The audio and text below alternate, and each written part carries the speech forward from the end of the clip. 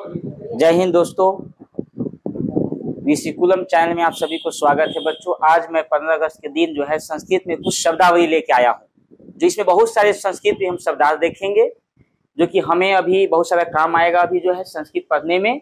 तो देखते हैं बच्चों, अभी देखते हैं बच्चों बहुत सारे कीट पतंग को संस्कृत में क्या नाम होता है उसमें जो है।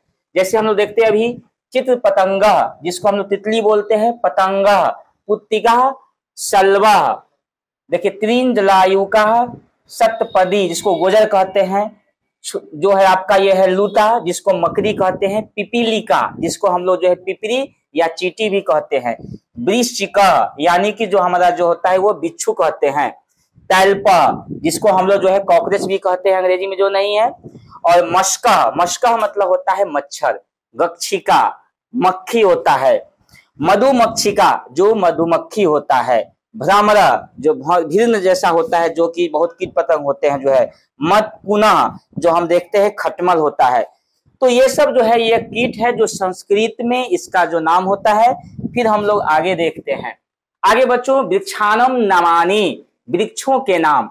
बहुत ऐसे वृक्ष है जिसको संस्कृत में नाम कुछ और होता है। जैसे कुछ देखते हैं हम लोग, जैसे आख का अर्कह, आंवला को आमलकह, आडू को आद्रालु, अंजीर को अंजीरा, जैसे बहुत सारा अखरोट है तो अक्षोता, अंगूर है तो द्राक्षा, आम को रसाला भी बोलते हैं, आमरम भी बोलते हैं, सहकारा भी बोलते हैं, इलायची को एला कहते हैं, कटहल को पंसह।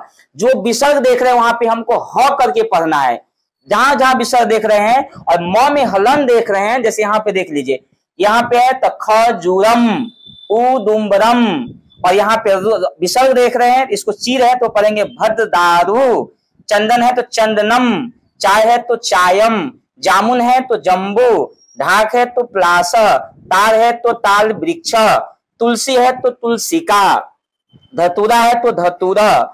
फिर बहुत सारे पीछे नींबू का देख ले, जम्बी रमा, नारियल है तो नारिकेला, नाशपाती है तो अमृत फल वृक्ष, नीम है तो नीम वृक्ष, पारिजात है तो पारिजाता, पाकर है तो पलक्ष, पान को तांबुलम बोलते हैं, पपीता को मधु करकटी वृक्षम, पीपल को अश्वत्था, बरगद को वट वृक्ष, महुआ को मधुका, बेल को बिलवा, मेहदी को मेधिका, लीची का लीचिका। बहुत सारे ऐसे शब्दार्थ है, इसको हम लोग विसर्ग जहां पे उसको ह करके पढ़ेंगे, और जहां पे हलंत है उसको हम लोग म करके पढ़ेंगे। आगे देखते हैं। आगे में देखिए कुछ हमारा जो है घरेलू जो हम लोग यूज करते हैं, जो मसाले के रूप में हम लोग घर में यूज करते हैं, जैसे मरीचिका। मरीचिका मतलब होता है जो देखे होंगे मिर्च होता है, आमरम आम होता है, आलाबू है, कुष्मांडा जिसको कोहरा कहते हैं, पटोला यानी कि परवल, करवेला जिसको करेला कहते हैं, हरीतम जो हरा होता है जिसको हम लोग जो है बंदा गोभी कहते हैं, रक्त फलम, देखिए लाल है, रक्त मतलब लाल जैसा होता है, रक्त फलम कहते हैं किसको, टमाटर को, भेंडम भिंडी को कहा जाता है, प्लांडू देखिए प्याज को अंग्रेजी में ओनियन कहते हैं, और संस्कृत में लोग क्या कहते हैं, प्लांडू, ब्रिंत काम, ब्रिंत कम मतलब होता है बैगन, आलूकम मतलब होता है आलू, लहसुनम मतलब लहसुन। फिर देखिए शाक पुष्कम जिसको फूलगोभी कहते हैं, गिरजनकम जिसको गाजर कहते हैं, सिम्बिका जो कि कद्दू जैसा होता है वो ये सिम्बिका होता है। फिर हम लोग आगे देखते हैं सब्जियों के नाम संस्कृत में। अभी सब्जी, सा का मतलब सब्जी होता है। अभी देखिए आलू का पिक्चर पूरा इसमें दिया हुआ है, उसमें पिक्चर नहीं था, आप देख रहे हैं कि सभी नीचे जो है ये पालंकम, कोस फलम, काल्या मिस मटर होता है, मशरूम देखिए छत्रा जो कि कहता है इसको देहाती भाषा में सांप का छत्ता, लेकिन इसका नाम होता है मशरूम, पंचम मतलब होता है कटहल, गोजिहा फूल गोभी, भिंडिका, प्लांडू प्याज को बोलते हैं हम लोग जो नहीं, कपिसाका यानी पत्ता गोभी, पालकम चकुंदर देख लिए, चबरती खीरा को कुकुम्बर अंग्रेजी में कहा जाता है, और चबरीती खीरा को, कारवेला करेला को कहा जाता है। देखिए शिमला मिर्च देखे होंगे, संस्कृत में कहा जाता है महामरीचिका। फिर हम लोग आगे बढ़ते हैं। कुछ हमारा फल है, संस्कृत में फल का नाम का कुछ जो है आम्रम आम, कदलिका मिस होता है केला, दारिमम मतलब होता है अनार, सेवम मतलब सेब, अनानसम मतलब अनानस, द्राक्षा फलम अंगूर, नारंगम संतरा, मटुलंगम मौसमी, निम्बुकम नींबू, कालिदम तरबूज, सीताफलम सीताफल, अमृत फलम अमरूद, मधुकरकटी पपीता, अंजीरम अंजीर, त्रिनबद्रम स्ट्रॉबेरी, नारिकेलम नारियल, तिंदिकम इमली, खरबूजम खरबूजा, लीचिका लीची, कीवी फलम कीवी। अब आगे देखिए कुछ विद्यालय संबंधी है। हम लोग बहुत सारे संस्कृत में कभी निबंध लिखना पड़े, कभी आवेदन पत्र होता है, तो बहुत सारे हमको शब्दार्थ की जरूरत पड़ जाती है, वहां पे जो नहीं है। तो विद्यालय संबंधी शब्दार्थ को हमने निकाल के इसको लाया है। देखिए अंगकम इस होता है नंबर यानी कि संख्या, अध्यापक अध्यापक, अध्येता मिस होता है छात्र अध्ययन करने वाला, अध्येत्री अध्ययन करने वाली छात्रा, अनुपस्थिति गैर हाजिर, अंतेवासी देखिए अंतेवासी का मतलब होता है शिष्य, जो गुरु के निकट पढ़ने वाला, आपने हिंदी व्याकरण में पढ़ा होगा, जो गुरु के नजदीक रहने वाला विद्यार्थी को अंतेवासी कहा जाता है। अवकाश छुट्टी, असंपट्टिका सिलेट, जो हम लोग पहले बचपन में लिखा करते थे सिलेट पे, आचार्य आचार्य, गुरुकुल में पहले आचार्य हुआ करते थे और शिष्य हुआ करते थे, तो आचार्य का मतलब होता है शिक्षक। उपकुलपति जो हमारे विश्वविद्यालय में होते हैं जिसको वाइस चांसलर कहते हैं, उप शिक्षा संचालक डिप्टी डायरेक्टर को कहा जाता है, उपस्थित हाजिर, कक्षा क्लास, जमात भी बोलते हैं उर्दू शब्द लेकिन संस्कृत में उसको जमात भी कहा जाता है, कलमह विसर्ग दे दिए तो कलम हो गया, कागदह कागज, कुलपति को चांसलर, तुल्लिका मतलब पेंसिल, देखिए तुल्लिका बोला जाता है हम लोग को संस्कृत में तुल्लिका, धारा लेखनी फाउंटेन पेन जो कलम से हम लोग लिखते हैं, कागज को कहते हैं पत्रम, पट्टिका मतलब पट्टी, परीक्षा को देखिए संस्कृत में क्या कहा जाता है इब्तिहाना, इब्तिहान मतलब होता है परीक्षा, पत्रावली मतलब फाइल। अब देखिए प्रधान लिपिका हेड क्लर्क को कहा जाता है प्रधान लिपिका, प्रबंधकर्ता मैनेजर, प्रश्न सवाल को, प्राध्यापक प्रोफेसर को, देखिए प्रधानाध्यापक नहीं प्राध्यापक, प्रावरणम जील्ड, पृष्ठम पेज, पंजिका रजिस्टर, मंदधि नालायक मूर्ख, नहीं कहता ये बच्चा पढ़ने बहुत मूर्ख है, तो संस्कृत में कहा जाता है मंदधि, मसी स्याही, पहले ना पेन से जो है स्याही और जो दवा से लिखा करते थे, मसी पात्र माने की दवात, महाविद्यालय कॉलेज, मार्जक डस्टर जो हम लोग मिटाते हैं, लेखनी मुखम यानी कि नींव हो गया, विद्यालय स्कूल, विवाद यानी कि झगड़ा, विश्वविद्यालय यूनिवर्सिटी, श्याम फलक ब्लैक बोर्ड, समय सारणी टाइम टेबल, सुलेख यानी कि अच्छा लेख, और संचिका मतलब कॉपी।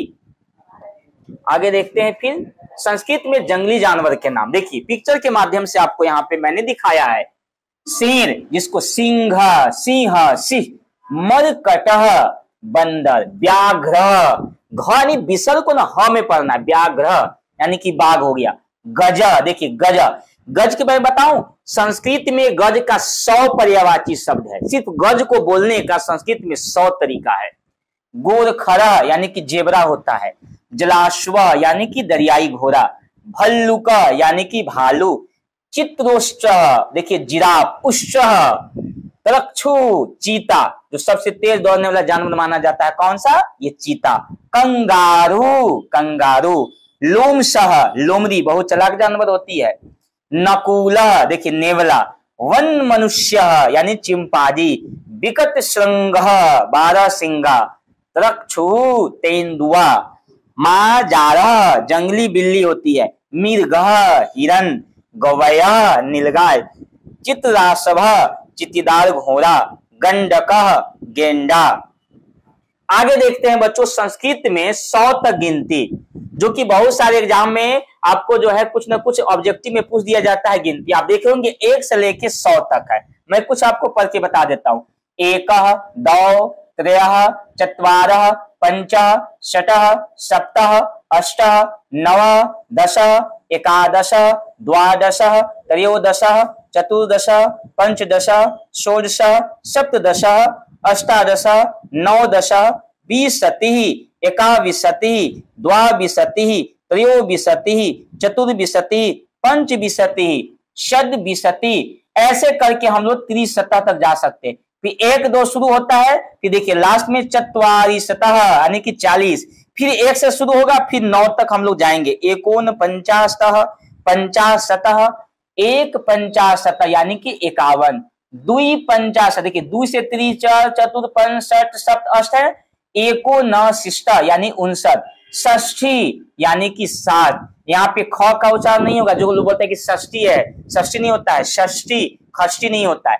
1 षष्ठी, 2 षष्ठी, 3 षष्ठी, देखिए फिर आगे कहा रह जाएंगे 1 तक, न सप्तति 69 हो गया, फिर 70 क्या हो गया सप्तति, अब फिर 1 2 लगा के सप्तति में पहले फिर हम पहुंचे कहां पे 79, 79, अशीति 80 का, अब फिर 1 2 3 लगा के फिर आइए कहां पे 90 तक 90, फिर देखिए 1 2 3 पूरा लगाएंगे और लास्ट में शतम यानी कि सहस्त्रम, फिर सहस्त्रानम 1000 का होता है, फिर बहुत सारे उसके आगे फिर चले जाता है उसमें जो नहीं है। अब आगे देखिए पक्षियों के नाम संस्कृत में है।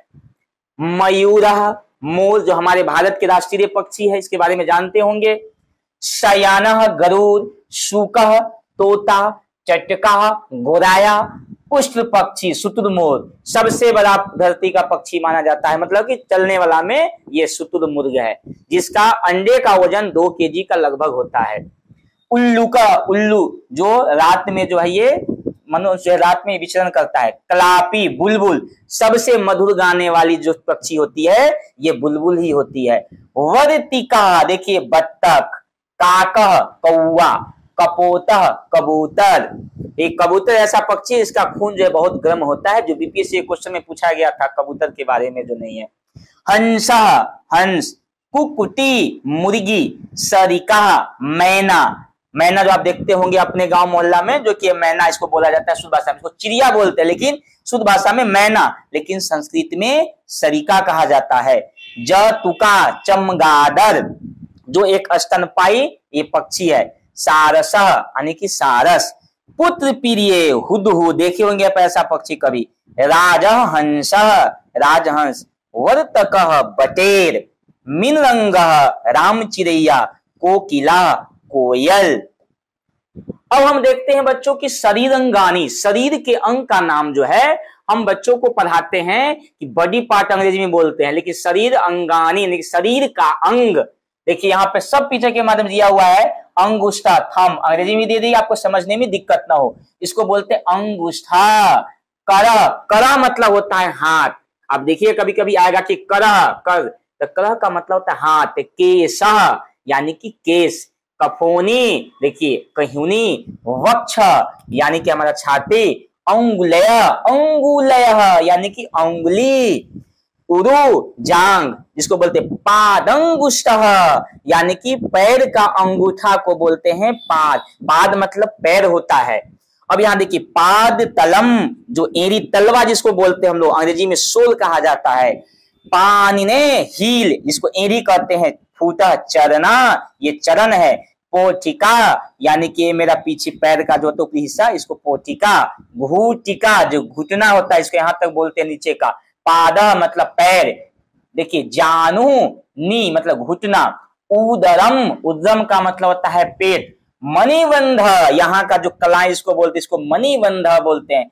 भुजा, आज अंग्रेजी में बोलते हैं अस्कंधा या कंधा। ग्रीवा, सुने होंगे जिसकी ग्रीवा सुंदर यानी कि सुग्रीव, तो यहाँ देखिए ग्रीवी।